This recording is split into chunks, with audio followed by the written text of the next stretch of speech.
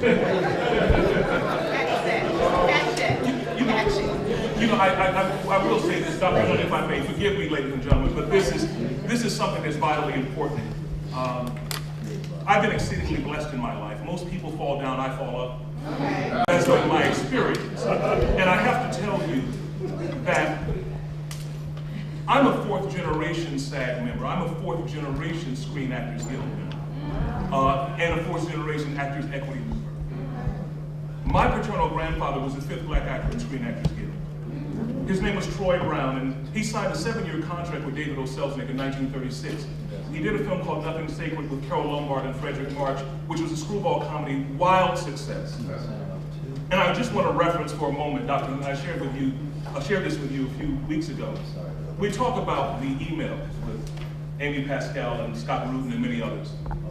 But the inter-office memorandum of yesteryear is the email of today. And my grandfather, who died in 1944, 20 years before my birth, I never met him. I met his essence and his spirit in my bloodstream and through his work. But my grandfather, they were looking for this role where a man was supposed to play the role of a sultan who gives this newspaper $1 million.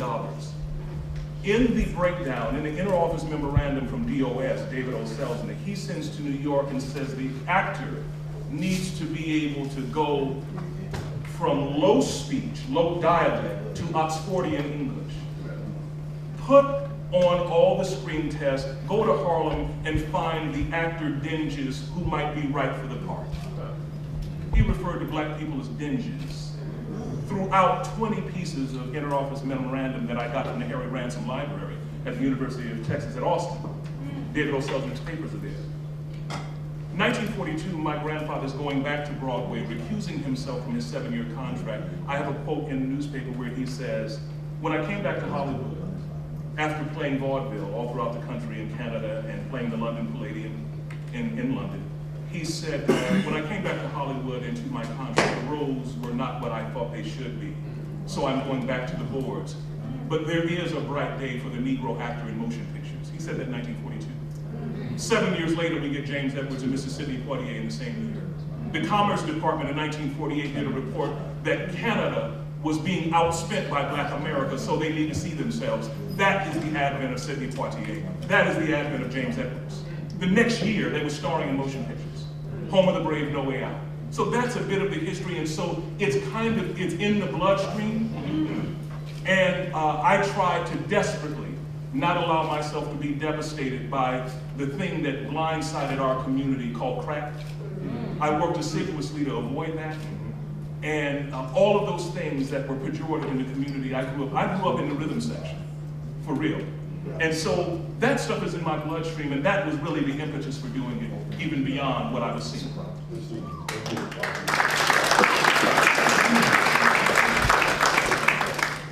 How about those Oscars? Again, here we go, ladies and gentlemen. We're just going to go through a bit of history. I want to let you know that if you can deliver a man of color as president before you can deliver a studio head of color, that's very interesting.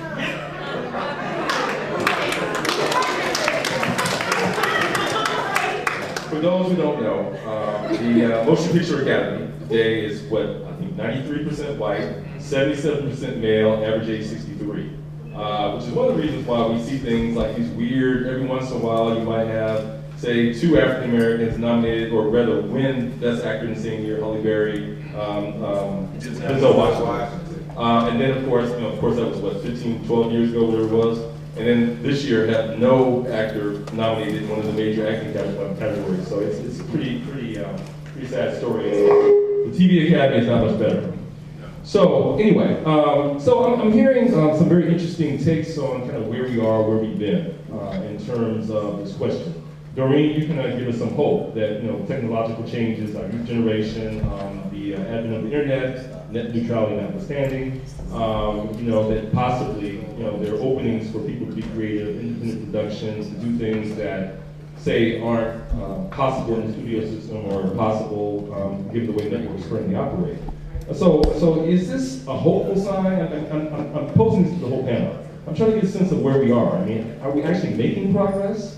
or are we kind of, as we often do when it comes to matters of civil rights and other types of, I guess, obstacles and situations we face as Black people, are we taking, a couple of steps forwards and a couple of steps backwards? I'll answer. I just don't wait.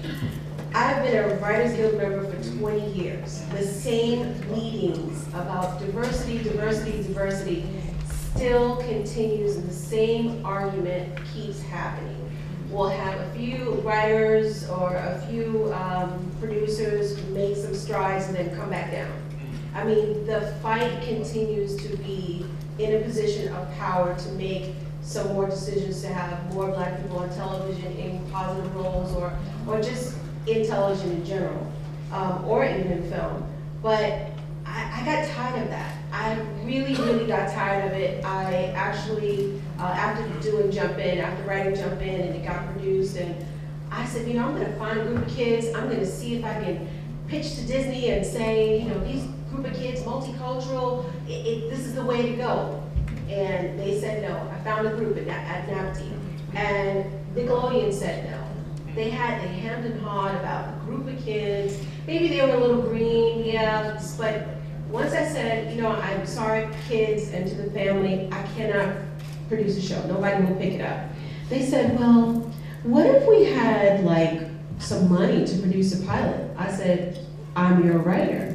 And so I wrote this script. We produced it in Texas. We went to MIPCOM. That was where you go to the international world. And I said, look, if anybody bites, then you got something on your hands. If they don't bite, maybe we don't. I went over there, we just put it on the circuit to see who would jump. And email by email, we got people lined up. They wanted the show. They met with us. They could barely speak English, but they wanted 26 episodes. Now, I didn't go over there with a group of people who were just producers in Hollywood. I went with a retired FBI agent, a woman who was a businesswoman, and a man who was in Texas Oil. These are 3 white folks, and they had this multicultural group, 1 Black girl, a Thai kid, Mexican kid, and the rest were white. It was 6 of them.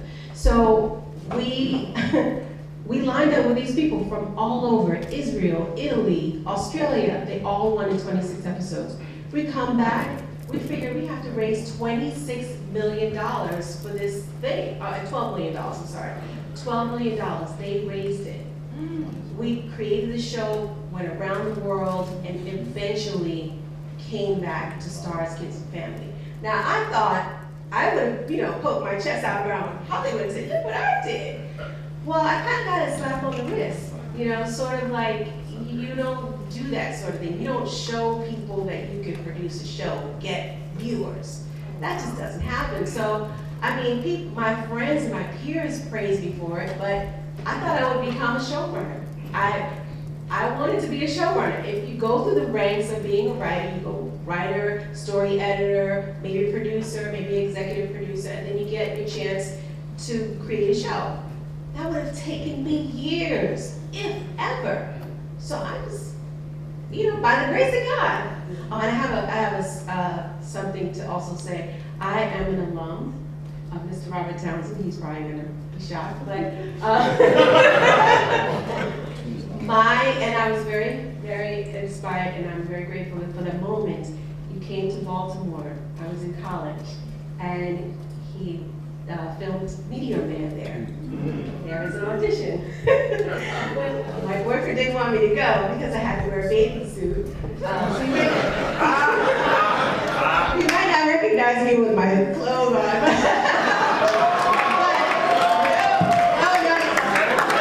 It's not that kind of party. No, it was at the drug scene, and the Meteor Man comes in and saves the day, and I had to go out, and I went out, and I got it. It was the best experience of my life. This man right here.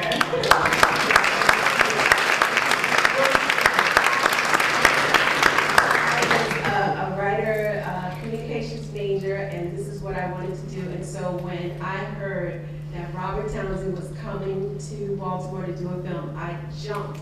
I went, my boyfriend was married for about a month, but I went and I saw him in action. Everyone was so great on the set, and he had lobster at the craft service table. For a college student, that is crazy. I was like 9 months pregnant on pasta. But thank you so much. Thank you so much.